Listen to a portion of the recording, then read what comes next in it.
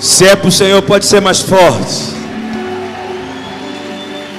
Vamos celebrar Ele com vozes de júbilo. Ele é bom, Ele é fiel. Aleluia! Aleluia! Você pode dar um abraço nesse irmão perto de você e falar para ele assim: olha, você é o uio de Deus. Glória a Deus, glória a Deus.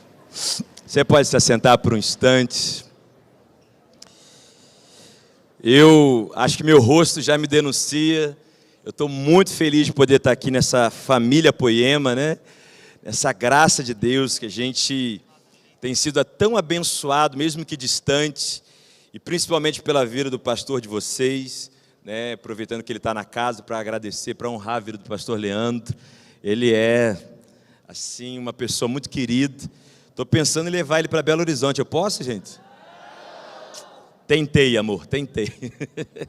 Não consegui. Tem muito pastor bom, né? Mas é para a gente motivo de muita alegria. Nós viemos hoje de Belo Horizonte, chegamos eu e Raquel, de BH, da terra do pão de queijo. Quem gosta de pão de queijo? Ô, irmão, vocês têm que ir lá comer o pão de queijo com a gente. Lá tem uma pão de queijaria, você acredita? O nome é assim, pão de queijaria. Você pega o pão de queijo bem quentinho nesse pão de queijaria, coloca doce de leite. Melhor parar de falar isso nessa hora, né, irmão? Na hora do café da tarde. Daqui a pouco a gente vai ter um intervalo. Nós vamos mergulhar um pouquinho mais na palavra, mergulhar um pouco mais ainda na verdade. Já a gente vai ter um intervalo para a gente comer algo e poder se alimentar ainda mais da palavra, daquilo que o Senhor quer falar ao nosso coração. A Raquel, nesse primeiro momento de ministração sobre o nosso tema, uios, essa ideia de maturidade cristã, ela diferenciou para a gente a ideia de teknon e de uios, a ideia do simples nascimento, mas também agora desse lugar onde nós expressamos o caráter, a identidade do Pai. E ela mostrou que essa identidade do Pai vem pela direção do Espírito Santo. Romanos 8,14 diz que são os guiados pelo Espírito que são filhos de Deus. Essa direção nos mostra essa maturidade, esse uios do Senhor. Mas eu quero hoje, nessa hora, mergulhar ainda mais com você sobre o nosso tema, maturidade. E eu queria que você abrisse comigo a sua Bíblia em Efésios capítulo 4. Eu não vou falar, só quero te lembrar que os nossos materiais vão estar ali na loja, na store, nesse valor muito, muito barato, apenas R$10 cada livro, para você ser abençoado, abençoar alguém. Aproveita e dá uma olhadinha para o seu irmão e fala para ele assim: estou sentindo que você vai me dar um livro no intervalo. Fala, irmão, fala. Vai que cola. Uma vez eu fiz isso, o irmão veio no final me agradecer. Drummond, obrigado. Por quê? Porque eu não tinha dinheiro para comprar. Na hora que tu falou isso, a pessoa sentiu no coração e me deu. Aí, ó. Tá vendo? Efésios capítulo 4. Queria ler com você a partir do verso 11. Efésios 4, a partir do verso de número 11. A palavra diz assim: e ele mesmo deu uns para apóstolos, e outros para profetas, e outros para evangelistas, e outros para pastores e mestres, desejando o aperfeiçoamento dos santos para a obra do ministério, para a edificação do corpo de Cristo, até que todos cheguemos à unidade da fé e ao conhecimento do Filho de Deus, a varão perfeito, algumas versões falam a varão, a homem maduro, à medida da estatura completa de Cristo. Verso 14. Para quê? Repita comigo, por favor. Para quê? Para que não sejamos mais meninos inconstantes, levados em roda por todo o vento de doutrina, pelo engano dos homens que com astúcia enganam fraudulosamente. Feche seus olhos por um instante. Pai, obrigado por essa tarde, obrigado por esse dia tão especial na Tua casa, que estamos ouvindo a Tua palavra, estamos Te adorando. Pai, continua falando conosco. Nós temos muita fome de ouvir a Tua palavra. Nós temos tanta fome de ouvir a Tua voz, que um homem vai falar, mas nós vamos ouvir a Tua voz, Senhor. Fala conosco, em o nome de Jesus. Amém e amém. Irmãos, nós temos um texto muito claro nas Escrituras, falando de 5 dons ministeriais: profetas, apóstolos, evangelistas, pastores e mestres. E logo depois que se fala desses dons ministeriais, se coloca o propósito deles. Logo em seguida, nós temos querendo o aperfeiçoamento dos santos. Essa palavra aperfeiçoamento, ela dá uma ideia de catartizo, que é uma ideia médica que era usada para corrigir ossos quebrados. Então a ideia é de restauração, querendo a restauração dos santos. Eu acho lindo a definição dessa palavra, que ela fala de uma restauração ao estado original. Quando o médico, por exemplo, ia lidar com a medicina da época grega, e alguém estava com febre, e a pessoa estava com uma temperatura fora do normal, o que ia acontecer era catartizo. E esse catartizo era restaurar a pessoa à sua temperatura original. Ou seja, ela saiu de um estado de saúde para um estado de doença. Então ele iria fazer um catartizo, ou seja, restaurar ao estado original. Amados, Deus nos criou no Éden com uma expressão tão clara. Aquilo que Deus tinha como origem, como original para mim e para você, era uma comunhão perfeita com Ele no Éden. Uma comunhão não só com Ele, mas uma comunhão que iria brilhar a glória dEle para um jardim. Queria cultivar, queria trazer a manifestação do reino. Esse é o estado original onde Deus criou eu e você. O pecado veio e arruinou tanta coisa, mas Deus tem colocado na sua igreja pastores, profetas, mestres, para restaurar eu e você ao estado original. Ele trabalha restaurando os santos, a igreja. Para quê, Drummond? Para a obra do ministério. Eu acho interessante que tem gente que acha que só os 5 dons ministeriais que é ministério. Não, Drummond, eu não sou apóstolo, não sou profeta, não sou mestre, não tenho ministério. Não, irmão, esses 5 dons foram para restaurar os santos, a igreja, para a obra do ministério. Porque existe uma diversidade de serviços que eu posso fazer na casa de Deus. E todo chamado ministerial, irmãos, não é para você sentar nessa cadeira preta. O chamado ministerial não é para que você seja simplesmente frequentador de culto. Deus levantou pastores, profetas e mestres para colocar você para trabalhar. Toca no seu irmão e fala assim, para você trabalhar. Para que o corpo de Cristo seja edificado. Irmãos, o propósito é claro.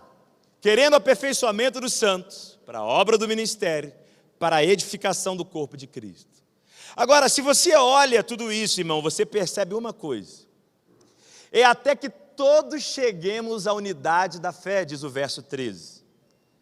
E ele diz, a varão, a homem perfeito, a homem maduro, à medida da estatura completa de Cristo.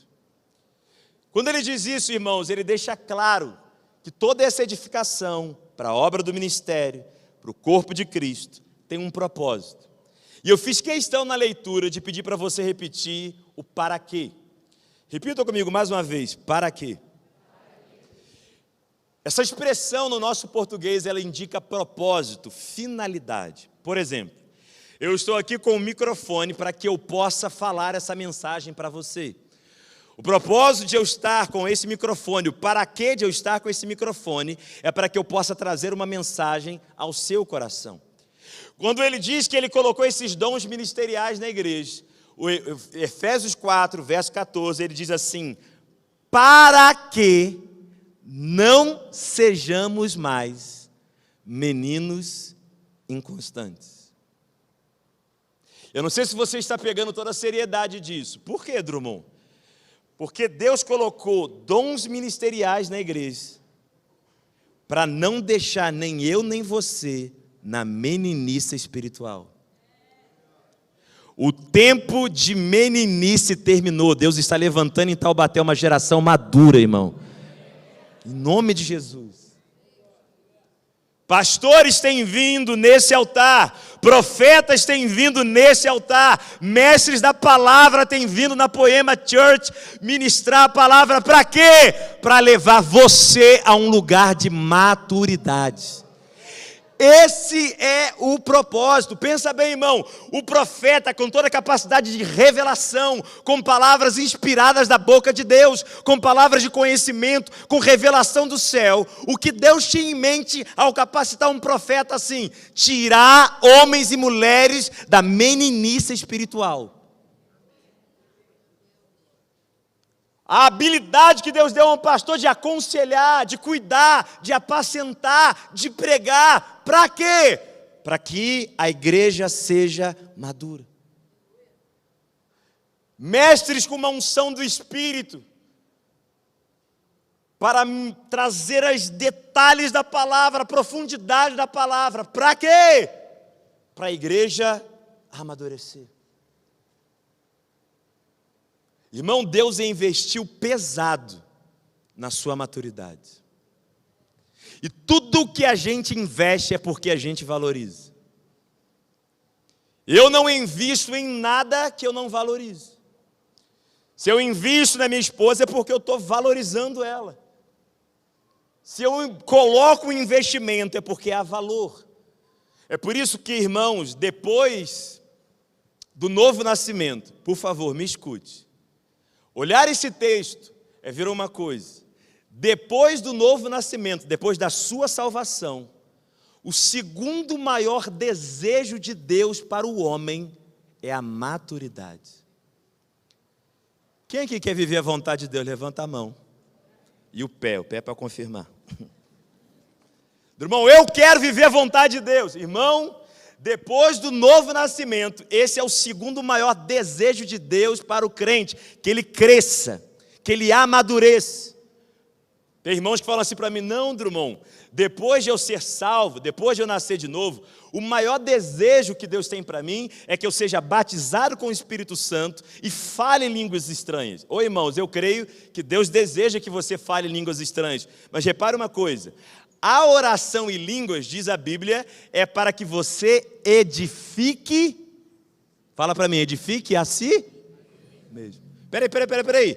Então eu sou cheio do Espírito, falo em línguas para quê? Para edificar a mim mesmo. O que é isso, Drummond? Crescimento. Para edificar o prédio como esse, irmão, eu fui botando uma coisa, para crescer. A edificação é crescimento. Drummond, você está dizendo então que até mesmo as experiências com Deus, como o batismo com o Espírito Santo, o propósito não é a experiência em si, é a maturidade que vem com a experiência.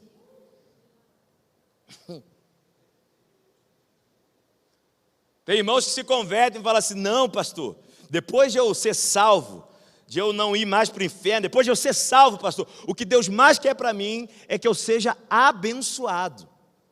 São as bênçãos dele.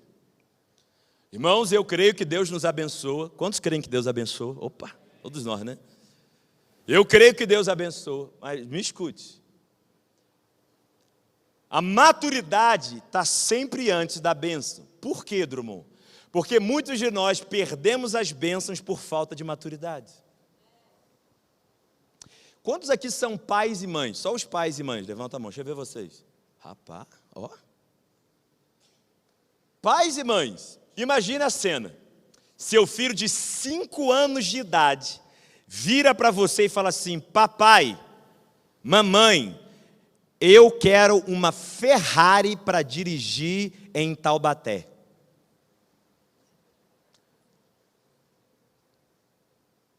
Agora imagina que você tenha dinheiro na conta. Recebe, vaso. Você tem dinheiro na conta. Seu filho fica lá: pai, me dá uma Ferrari para dirigir em Taubaté. Ele começa a chorar, me escute. Ele começa a chorar, te implorando para dirigir uma Ferrari. Você tem dinheiro na conta para comprar. Você ama seu filho. Ele está pedindo. Ele está chorando por isso. Mas quantos pais aqui que levantaram a mão iam dar uma Ferrari para ele dirigir. Por que não daríamos? Porque, irmão, ele não tem maturidade. E por ele não ter maturidade para um presente desse, vai fazer mal para ele. Aí tem uns irmãos que falam assim para mim: pastor, não entendo. Eu sei que Deus é poderoso para fazer, eu sei que Deus me ama, eu estou clamando, eu estou pedindo. Eu estou em oração, pastor, por isso. Eu sei que Deus pode, eu sei que Deus me ama, porque Ele não me dá, porque Ele está esperando a sua maturidade, irmão. Aleluia. Tem os irmãos que falam assim: pastor, também não entendo, eu estou orando. Irmão, tem bênção que não vai vir pela oração, tem bênção que vai vir pelo crescimento. Porque essa criança de 5 anos pode ficar pedindo todo dia e não vai receber. Por favor, irmãos, entendam, não estou falando mal contra a oração. Está todo mundo entendendo, gente? Mas tem hora que o que Deus está esperando é a maturidade. Então, peraí. Maturidade é o segundo maior desejo de Deus para o homem, depois do novo nascimento. Maturidade vai me fazer viver a plenitude das bênçãos de Deus para mim. Irmãos, é a maturidade que me habilita, por exemplo, a servir a Deus com mais excelência. Quando Paulo fala a Timóteo, em 1 Timóteo capítulo 3, verso 6, que aquele que vai liderar não seja neófito, para não cair na mesma condenação do diabo, para não se ensoberbecer e cair na mesma condenação do diabo. Quando a Bíblia fala isso, irmãos, a gente está na cara dizendo que o neófito é alguém recém-convertido. Mas, por favor, entenda o que eu vou dizer. A ideia não é simplesmente de um recém-convertido. A maioria das vezes a gente percebe que um recém-convertido falta a ele uma coisa chamada maturidade. E o cargo vai trazer soberba ao invés de ele conseguir ter uma postura saudável. Porque eu já vi gente na igreja também, gente, que não é nem recém-convertido, mas não tem maturidade nenhuma para assumir aquele cargo, e a ordem é a mesma para uma pessoa dessa. Então, peraí, até o serviço cristão, irmãos, ele precisa da maturidade. Imagina vocês que são pais. Eu vi os pais levantar a mão, mas quem é pai de mais de um filho? Levanta a mão. Você é 2 ou 3, rapaz, vocês estão trabalhando. 2 ou 3 filhos. Talvez vocês já fizeram isso alguma vez. Uma vez eu vi uma história, achei tão engraçado. O pai deixou uma criança de 5 anos de idade e uma outra de 7. Aí eles iam num lugar rapidinho e iam voltar. Olha só, eles iam num lugar rapidinho e iam voltar. Aí eles fizeram a brincadeira. A brincadeira era a seguinte: o pai virou para o de 7 e falou assim: ó, tu cuida do teu irmão, tu é o líder da casa agora, hein? Tu vai botar a ordem na casa, cuida do teu irmão. Aí o de 7 já inflou o peitinho. Pode deixar, papai. Ele olhou para o de 5 e falou assim: estou te vendo. Aí por um momento, ele ficou dando ordem para o irmãozinho de 5 anos. Não, não pode, sai daí. Igual um líder. Só que, irmão, passou um pouquinho de tempo, ele é criança, né? O peitinho estufado. E ele começou a brincar com o menino de 5. E ele está lá brincando com o menino de 5, para lá fazendo a bagunça que ele estava brigando antes. Aí daqui a pouco, ele lembrou que o pai deu uma palavra de autoridade para ele. Ele estufou o peitinho de novo e foi dar a ordem para o menino de 5. Ele virou para o menino de 5, ó, não pode. Na hora, irmão, que ele estufou o peitinho de novo para mandar no irmão de 5, o irmão de 5 olhou para ele e falou assim: você não manda em mim? Você não é meu pai?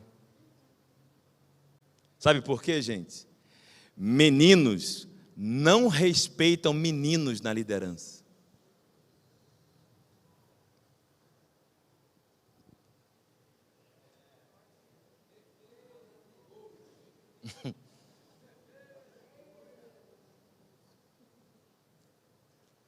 A meninice atrapalha a liderança, o serviço, o trabalhar. Por isso nós estamos vendo tantos casos, tantas situações, irmãos, de grupos pequenos machucados, porque o líder é uma criança espiritual. É por isso que Deus não tem compromisso simplesmente em te abençoar ou me abençoar. Deus quer a maturidade acima de tudo. Quando nós olhamos para a questão do desenvolvimento para Deus, sua maturidade e a minha maturidade é mais importante para Ele do que o nosso conforto.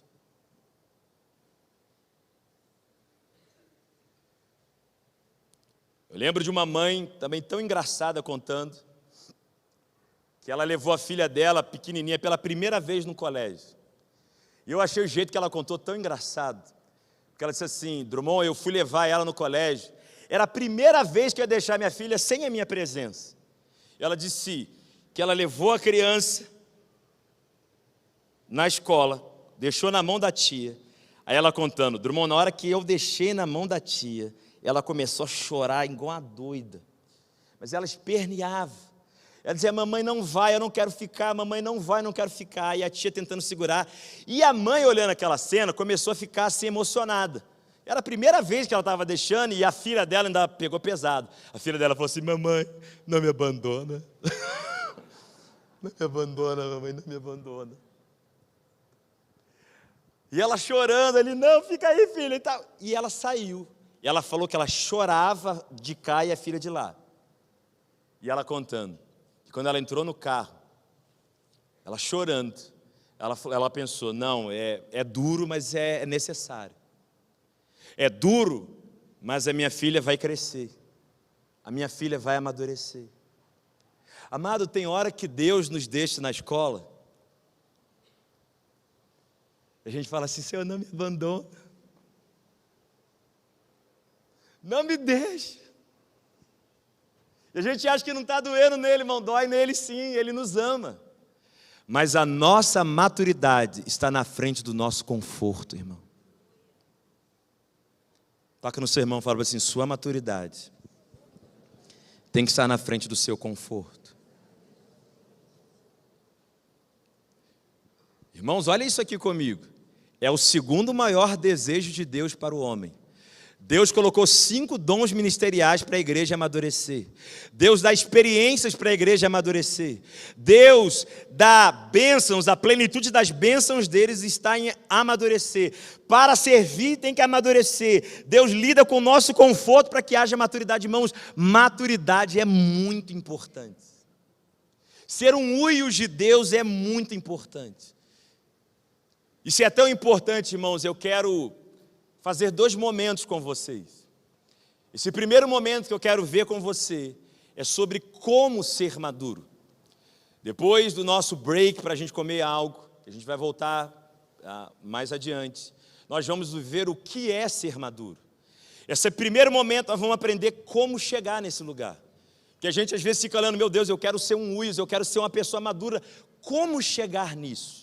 Como chegar nesse lugar aonde eu cresço, aonde eu amadureço? Esse primeiro momento, antes do intervalo, a gente vai ver como ser uma pessoa madura. Se você está anotando, anote assim: como ser maduro. Queria que você fosse comigo em Tiago.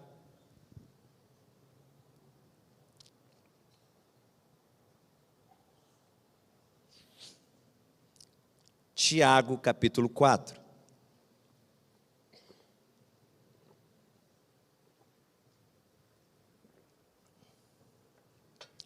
Tiago 4, verso 6.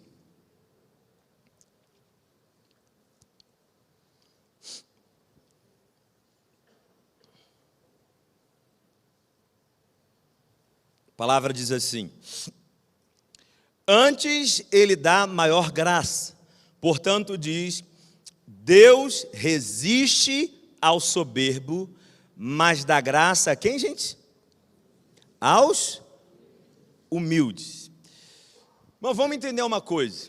A Bíblia nos fala de várias disciplinas espirituais para o crescimento. A palavra é o alimento que nos ajuda a crescer.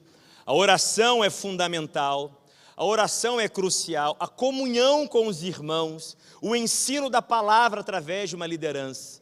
Tudo isso é fundamental para o nosso crescimento. Mas oração, palavra, comunhão, ser discipulado, ser acompanhado, estar numa igreja. Eu já vi muita gente, irmãos, basicamente trilhar esse curso e não amadurecer.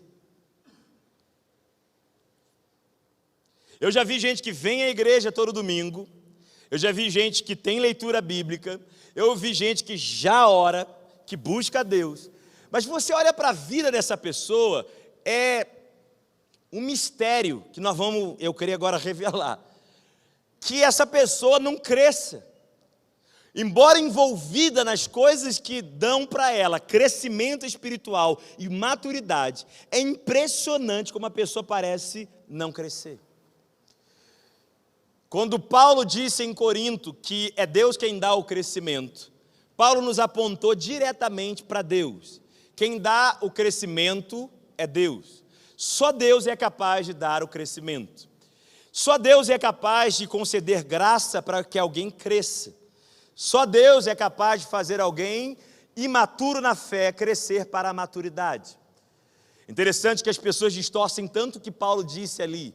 Elas dizem assim, não precisa de ir para a igreja, passar um sábado todo escutando a palavra, ir no domingo, não precisa disso tudo, não precisa de ouvir um, ouvir outro. É Deus quem dá o crescimento. Eu já ouvi essa loucura. Não, é Deus quem dá o crescimento, por isso que eu busco a Deus em casa, no lar, e é Deus quem faz.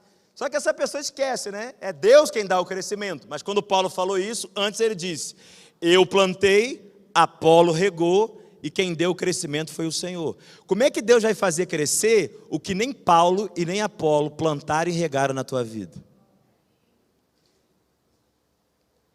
Se homens não estão plantando, o que Deus vai fazer crescer? Deus faz o seu trabalhar através de homens. Nós devemos ouvir esses homens. Mas Drummond, fulano ouve o pastor Leandro, o pastor Gustavo, o pastor Guilherme, fulano ouve, fulano está nos cultos. Por que fulano não cresce? Irmãos, para mim, a chave para a nossa vida crescer para a maturidade está no que você acabou de ler. A graça de Deus, o crescimento de Deus, tudo que vem do Senhor, ela começa a ocorrer através de uma virtude chamada humildade. A humildade é o solo onde o crescimento acontece. Sem humildade, irmãos, sem a boa terra da humildade, a semente da palavra não cresce a ponto de dar fruto em nós. Não leva eu e você à maturidade. E aqui eu quero mergulhar com você. Porque, na minha opinião, na minha humilde opinião, eu acho que essa virtude cristã é a mais mal entendida da história da igreja. Por quê? Eu não sei se em Taubaté vocês falam assim, mas quem já falou, ou pelo menos já ouviu alguém falar assim, fulano mora num lugar humilde. Quem já ouviu essa frase? Pode levantar a mão aí, deixa eu te ver. Só para eu fazer um censo aqui rapidinho. Isso. Agora, quando a pessoa fala assim, cá para nós, converge pé de ouvido. Quando a pessoa fala assim, fulano mora num lugar humilde, o que a pessoa está querendo dizer? Pode falar. Pobre. Por quê? Porque a nossa herança católica, a nossa tradição católica, começou a dizer que espiritualidade e humildade, que é uma virtude cristã, está associada à pobreza financeira. E essa herança vem até hoje, quando alguém diz assim, fulano mora num lugar humilde. Mas entenda bem, irmãos, humildade não tem nada a ver com condição financeira. Porque alguém pode estar morando na favela e ter um coração orgulhoso. E alguém pode estar morando no palácio e ter um coração humilde. Porque humildade, e vice-versa, porque humildade tem nada a ver com condição financeira. Então o engano sobre humildade já começa por aí. Mas não satisfeito, parece que a igreja vai para outro lugar. Qual outro lugar, Drummond? É o lugar de humildade como quase um sinônimo de complexo de inferioridade. Eu me lembro, irmãos, uma vez um pastor pregando, ele estava dizendo que Moisés foi humilde. Aí ele falou, eu estou ouvindo. Ele disse assim, Moisés foi humilde, porque quando Deus chamou Moisés para fazer a obra lá no Egito, Moisés disse, eu não sei falar bem. Olha que homem humilde. Só que, irmão, depois das 4 vezes que Moisés falou, eu não sei falar bem, Deus ficou irado com ele. E Deus não fica irado com o humilde, irmão. Humildade não é desmerecer a si mesmo, não. Deus fica irado com o orgulhoso. É por isso, por favor, me escute, é por isso que se Deus está mandando você fazer uma coisa e você não está indo, isso não é humildade, isso é orgulho. Porque orgulho olha para si, humildade olha para Deus.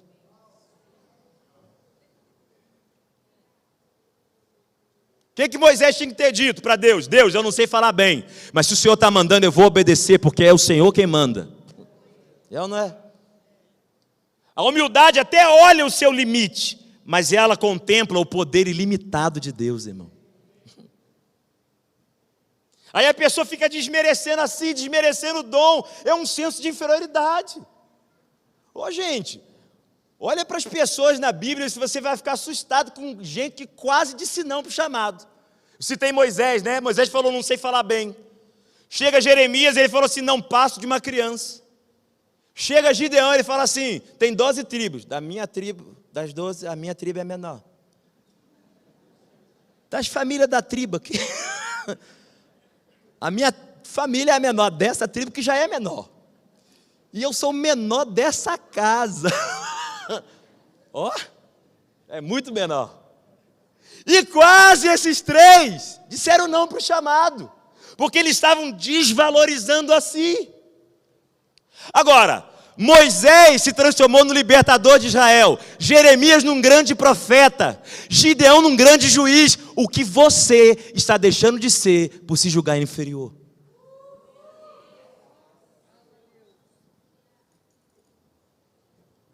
Isso não é humildade, gente. Você já imaginou chegar para Nívia Soares, para o Fernandinho, virar para eles e falar assim, a voz de vocês é linda. Aí ao invés de ficar feliz com o elogio, eles baixam a cabeça e fazem assim, ah, que isso, minha voz é horrível. A gente vamos ser sinceros, a gente ia dizer assim, você quer que a gente elogie mais, né? Porque não faz sentido nenhum desmerecer o dom, irmão. Se tem a voz bonita, tem. Ah, Drummond, então o que o humilde faz, Drummond? O humilde, irmãos, ele não desmerece o dom, ele reconhece a fonte.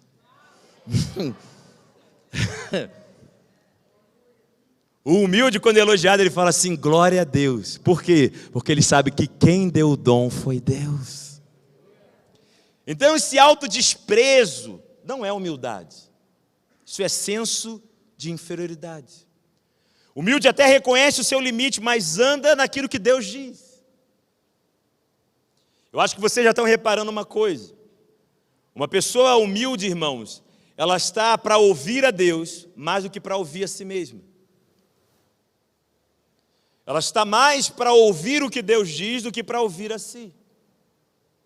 A palavra humildade no Novo Testamento, no grego, é uma palavra grande chamada tapeinoprosune. É quase uma língua estranha. Mas tapeinoprosune, irmãos, fala de um comportamento generoso, preocupado com o bem-estar dos outros. É por isso que Agostinho, quando definiu humildade, ele diz, humildade não é pensar menos de si mesmo, mas menos em si mesmo. Humildade não é pensar menos de si, mas menos em si. É por isso que quando Jesus tomou a forma de homem, ele se humilhou, ou seja, ele praticou a humildade. E a Bíblia diz que ele serviu. Você quer ver realmente uma pessoa humilde? Veja ela servindo. Veja ela falando assim, o que você quer que eu te faça? Nosso Senhor Jesus, ele era humilde e manso de coração. E ele estava sempre servindo, porque ele não veio para ser servido, mas para servir. Ele disse. Agora, se você juntar as duas ideias, repare algo. O humilde tem ouvidos para ouvir a Deus e ouvidos para ouvir as pessoas. Por favor, vem comigo. O humilde tem ouvidos para ouvir a Deus, a opinião de Deus importa mais do que a dele, e ele tem ouvidos para ouvir as pessoas. É aqui que eu digo, irmãos, que a gente vai começar a entrar na ideia tão profunda de como amadurecer. Por quê, Drummond? Porque a humildade se mostra pelos seus ouvidos. Humildade é servir o outro, mas esse serviço ao outro é porque a gente está ouvindo a Deus e ouvindo as pessoas. Se você quer ver o nível da sua humildade, comece a ver como você tem servido as pessoas e como você está ouvindo as pessoas e a Deus. Quer ver uma coisa? Quem você é? Por favor, responda essa pergunta para si mesmo. Quem você é quando você é corrigido? Dá um sorriso para o irmão do seu lado e faz a pergunta entre os dentes. Quem você é quando é corrigido? Você dá chilique gospel, irmão? Quem você pensa que é para chamar a minha atenção assim?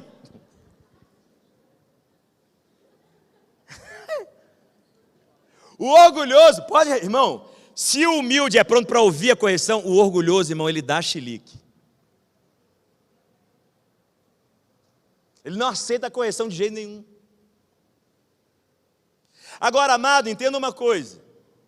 Se a humildade é aquilo que dá graça de Deus para o crescimento da nossa vida, a Bíblia, o mesmo texto que a gente leu, diz que Deus resiste ao soberbo.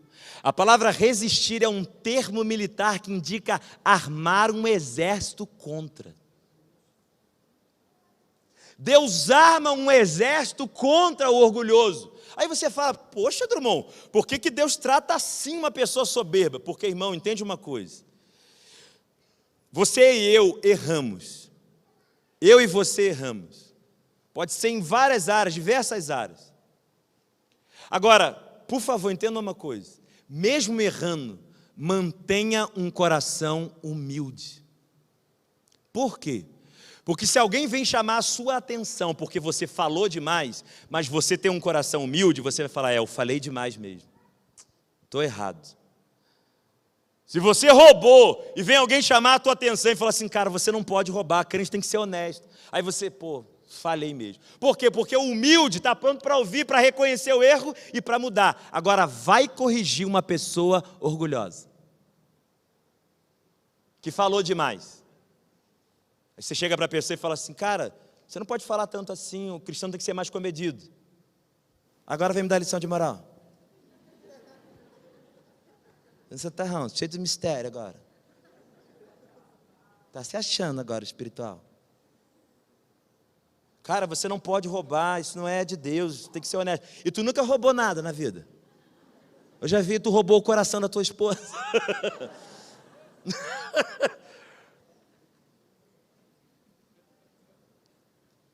A pessoa não recebe a correção. É por isso que eu digo, irmãos, que o pecado mais sério é o orgulho. Por quê? Porque ele te impede de mudar em outras áreas. O orgulho não é só um pecado em si, ele é um pecado que atrapalha a mudança e o amadurecimento em outras áreas.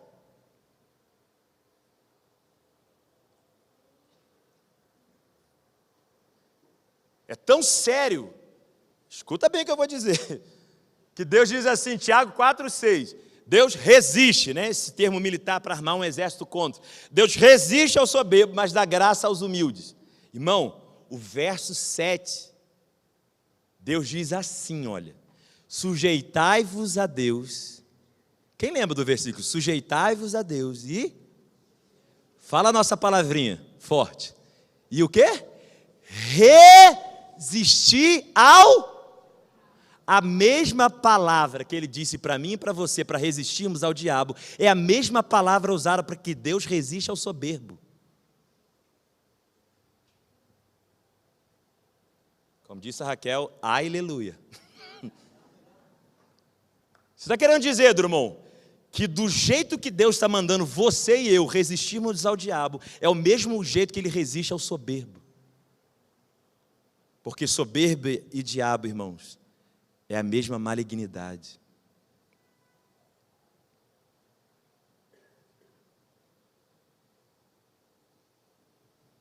O orgulho tapa os ouvidos, a humildade se abre. Eu acho que o pastor Leandro, os pastores aqui, já viram essa cena. Tenho certeza, irmãos. Na igreja, eu já vi essa cena várias vezes. Qual cena, Drummond? Essa aqui que eu vou descrever agora para você. A pessoa aqui, é só ilustração, tá, irmão? Está aqui. E ela tem 10 anos de igreja. E ela deu uma estagnada na maturidade espiritual dela. Aí, irmão, novo convertido, tem uns 5, 6 meses de igreja. Está aqui. Os dois basicamente vêm nos mesmos cultos. Basicamente leem a Bíblia parecido, um pouquinho mais, um pouquinho menos, mas basicamente a mesma coisa. Estão orando também, basicamente a mesma coisa. Aí você fala assim, meu Deus, passou um ano. E esse cara aqui está mais maduro na fé que esse aqui que tem 10 anos de igreja. Aí você olha para mim e fala assim, Drummond, por que que esse cara que teve um ano tem um pouco mais de um, está mais maduro que esse de 10? Eu te falo por quê. A resposta está nos ouvidos, irmão.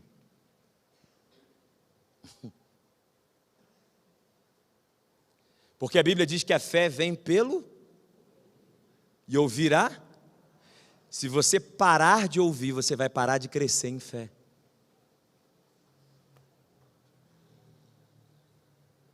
Se a fé vem pelo ouvir, e eu estou no lugar, mas não estou presente para ouvir, irmão, eu não cresço. Você olha às vezes, gente, a gente que ministra assim, às vezes a gente vê até no semblante, é engraçado, porque é espontâneo, né? Às vezes a gente está falando, aí o novo na fé, ele está ouvindo a gente, aí você está falando, ele está assim.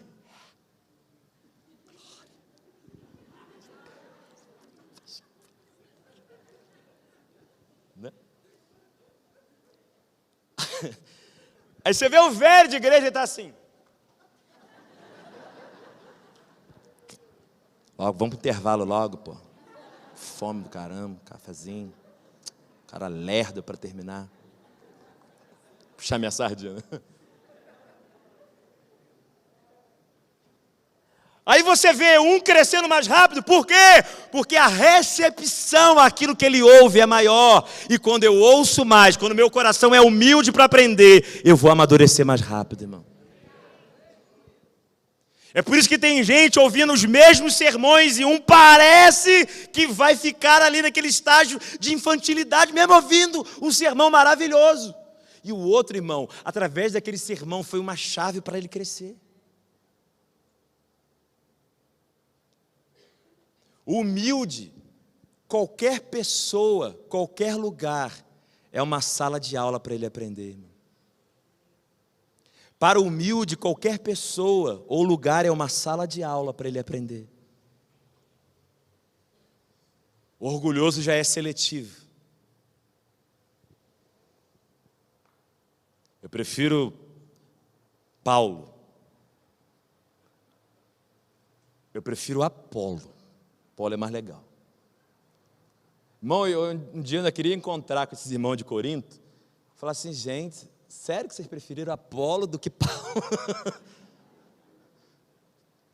Você é um pregador excepcional, né? Preferir Apolo do que Paulo.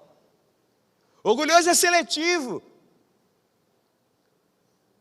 Irmão, nós estamos numa era que é brincadeira, gente. Vou falar rasgado com vocês. Crente está chato, irmão. Sai do culto. Como é que foi o culto hoje? Não gostei. Por quê? O pastor espirrou. Nossa. Espirrou. Gostei não. De 50 minutos de sermão, irmão, 5 ele não gostou. É isso que ele pega. Agora, como é que é humilde, gente? Que vai amadurecer, que vai crescer. Irmão, pode ter 50 minutos, foi estranho, mas teve 5 minutos que abençoou. Ele sai falando daquilo que foi benção. A Bíblia diz, julgai tudo e retém o que é bom. Tem cara que julga tudo e retém o que é ruim.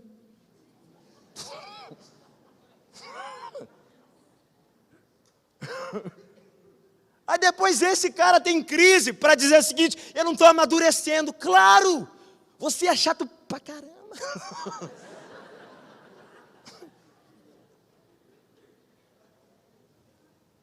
Uma vez eu tinha um aluno no estado do Espírito Santo, virou para mim e falou assim: Drummond, eu quero muito ser igual a você, que você prega. Ele está me elogiando. Aí tá, aí eu fico sem graça, glória a Deus, e pai, não, então, vamos buscar Deus. Daqui a pouco, irmão, passou, sei lá, 1 hora. Ele falou assim: pô, teve uma aula que teve com um professor, pô, mas eu fui na primeira aula, gostei não, fui mais não. Falei, mas aí tu enfraquece. Vai crescer como assim? A minha pergunta é: como é que estão os seus ouvidos? É muito lindo no Velho Testamento a consagração dos sacerdotes. Haviam vários rituais que eram feitos, mas um me chama a atenção. Qual era, Drummond? Eles pegavam o sangue do animal, colocavam primeiro no ouvido, depois na mão e depois no pé. A ordem era essa: ouvido, mão e pé. Mãos na Bíblia, irmãos, é símbolo de obras. Pés na Bíblia é símbolo de caminhos, de decisões, de escolhas. Mas o sangue primeiro ia no ouvido, para depois ir nas obras, nas ações, e depois nos caminhos, nas decisões. Qual é a mensagem que Deus está dando? Primeiro eu toco os seus ouvidos para mudar as suas ações e os seus caminhos. Se eu não deixo os meus ouvidos serem tocados, as minhas ações não mudam, os meus caminhos não mudam. A gente continua andando no mesmo lugar, dando volta em círculos da mesma imaturidade de sempre. Porque não há uma disposição de aprendizado, de crescimento, e por isso, irmão, as pessoas não estão amadurecendo. Amado, dá para ficar, me escute, isso é sério, dá para ficar perto de Jesus e ser um traidor e não um apóstolo. Judas que o diga. Porque se fosse só ouvir e ter contato com Jesus, Judas seria um apóstolo e não um traidor. Mas tem que estar na presença, rendido no interno, irmão.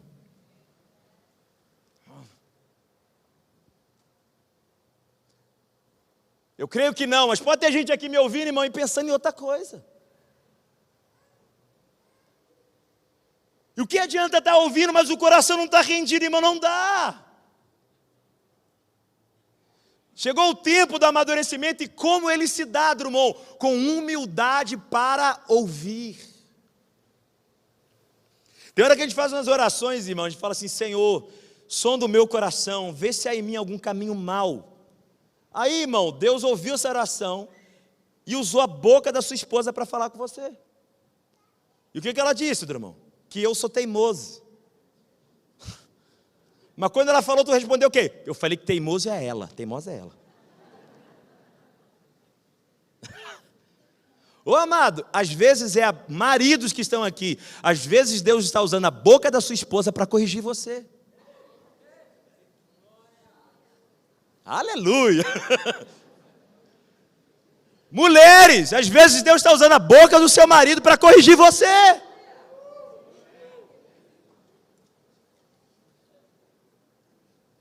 Jovens e adolescentes, Deus está usando a boca do pai de vocês para corrigir vocês. Eu estou vendo uma galera adolescente, jovem aqui me ouvindo, irmão. O pai e a mãe de vocês vai ser um canal de Deus para gerar amadurecimento em você mais rápido, irmão. Para de fugir disso e deixa o amadurecimento chegar.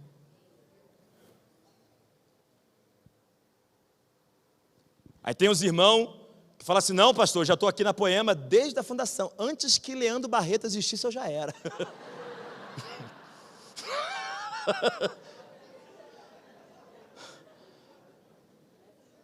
Você não está entendendo, eu tenho um conhecimento bíblico. Irmão, deixa eu te dizer uma coisa.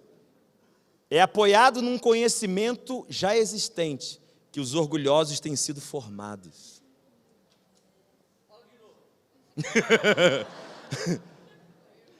É apoiado num conhecimento já existente que os orgulhosos são formados. Ah, eu já sei. Aí começa a julgar o preletor tal, o preletor X como carnal.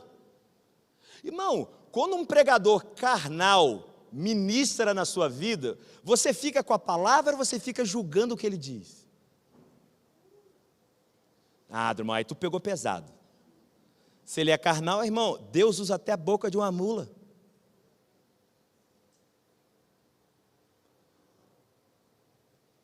Eu lembro uma vez, pastor em BH, contando, eu ri muito. Ele disse que ele estava consertando o carro dele na calçada. E ele falou assim, eu estava muito concentrado consertando o carro. Tipo assim, eu esqueci do mundo, estava ali embaixo, pá, mexendo no carro, eu estava concentrado. E ele estava na calçada de casa, consertando o carro, e ele não viu, foi chegando perto dele, uma mula. O bicho mesmo, a mula. Não personifiquei nada. Era a mula, veio a mula. Aí ele está aqui, irmão, ele não ouviu os passos da mula. Não viu, está aqui, concentradaço. Aí ele contando que ele, consertando aqui o cara, daqui a pouco ele olhou assim, ele deu de cara para a mula. Ele tomou um susto tão grande que ele olhou para a mula e falou assim, você tem alguma palavra de Deus para me entregar?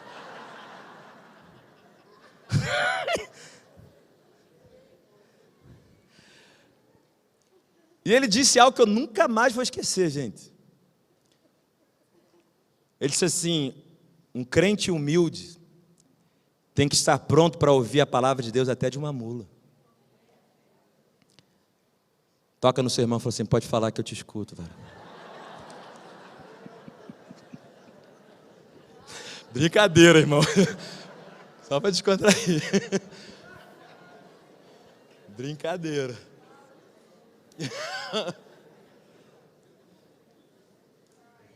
Mas sabe o que eu tenho descoberto, irmão? Que muitas vezes parece ser mais fácil a mula falar do que um crente ouvir.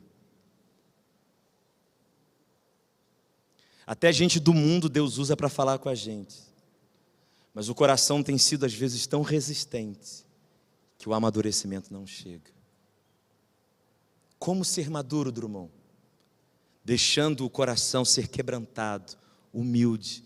Deus pode corrigir o que o Senhor quiser, pode falar o que o Senhor quiser, pode usar a pessoa que o Senhor quiser para falar comigo, porque eu quero crescer.